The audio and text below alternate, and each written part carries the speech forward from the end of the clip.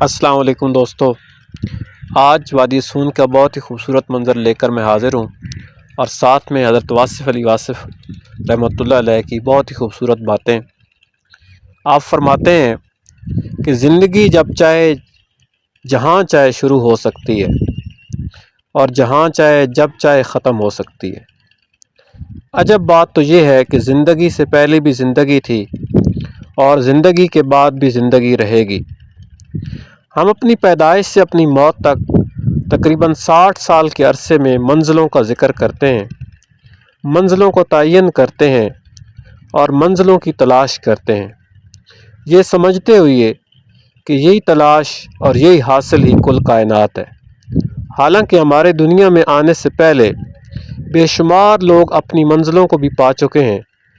ان لوگوں نے اپنی محنتوں، کاوشوں اور تلاش کے جھنڈے گاڑ دیے اور جو مقامات وہ لوگ حاصل کر گئے، اب کسی قیمت پر بھی وہ مقامات ہم حاصل نہیں کر پاتے۔ پھر بھی ہم منزلوں کی تلاش میں رہتے ہیں، جبکہ ہمیں یہ بھی پتہ ہے کہ ہمارے بعد بھی یہی مقصد ہوگا اور یہی کارواں ہوں گے اور یہی منزلیں ہوں گی۔ پھر بھی ہم اس خیال میں گم، ماضی اور مستقبل سے بے نیاز بلکہ حال سے بھی بے خبر، اپنے مقصد کو اپنی منزل کہتے ہوئے مسلسل بڑھتے رہتے ہیں، اور کبھی منزل پا لیا تو صاحب منزل کہلائے اور اگر مقصد نہ پا سکے تو بھی صاحب نصیب ہی کہلائے۔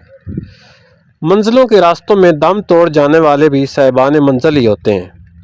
مقصد سے حاصل تک سارا سفر تمام کیفیات، تمام آسائشوں اور تکلیفوں سمیت منزل ہی کہلاتا ہے، یعنی نیت بھی منزل، عزم سفر بھی منزل، سفر بھی منزل، اور اگر کوئی ہم سفر مل جائے تو وہ بھی منزل، اور اگر کوئی رہنمائے سفر مل جائے تو وہ بھی منزل، اور اگر مقصد کا قرب مل جائے تو وہ بھی منزل، اور اگر ہم سفر مل جائے تو وہ بھی منزل، اگر مقصد حاصل ہو جائے تو وہ بھی منزل، اور کبھی کبھی انسان مقاصد سے آگے نکل جائے تو بھی منزل، یعنی ورائے منزل بھی منزل ہی ہے۔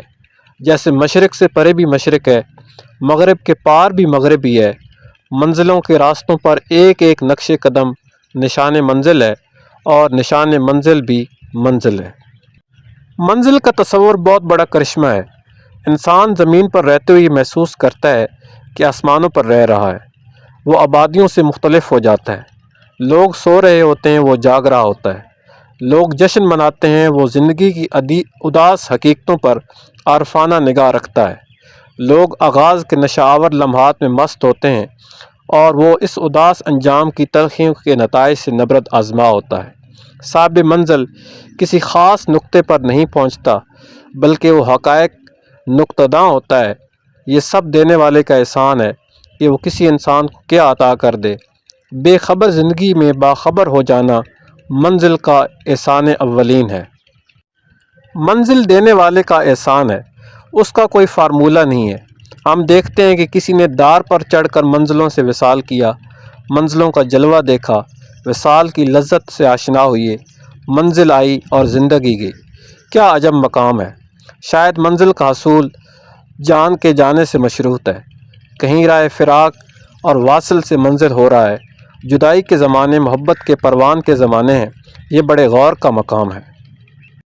یہ بڑے غور کا مقام ہے کہ کسی کو محبوب نہ ملا اور وہ منزل مل گئی، جبکہ اس کے خیال میں محبوب ہی منزل تھا۔ یہ بات انسانی سمجھ سے بالاتر ہے کہ انسان جان ہار جائے اور مقصد جیت لے۔ اکثر ہارنے والوں نے منزلوں کو جیتا۔ ہم دیکھتے ہیں کہ میدان کربلا میں جنگ ہار گئی اور مقصد جیت لیا گیا۔ امام قربان ہوئے اور اسلام زندہ ہوا۔ جان دینا بڑے راز کی بات ہے، لیکن اس میں بہت غور اور فکر کی ضرورت ہے۔ قربانی اور خودکشی میں بڑا فرق ہوتا ہے۔ خودکشی کرنے والے برباد ہو جاتے ہیں اور قربانی دینے والے شادابی منزل میں پہنچا دیے جاتے ہیں۔ قربانی سے حاصل ہونے والی منزلیں ایک عجب لطف رکھتی ہیں۔ منزلوں پر پہنچنے والے بہت بڑے انتظامات کے قائل نہیں ہوتے، وہ ایک جذبے کے ماتحت سفر کرتے ہیں۔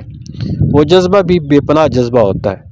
صاحبان منزل کے پاس جذبوں کی فراوانی ہوتی ہے، وہ صاحبان یقین ہوتے ہیں۔